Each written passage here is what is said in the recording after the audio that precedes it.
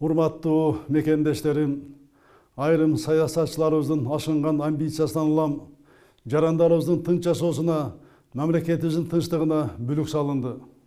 Саясий чакырыктар менен биргеликте өлкөнүн биримдигине, коомдун тынчтыгына доо кетирген чагымчыл чакырыктар жасалды. Кыргызстаныбыздын тагдыры коркунучка кептелди.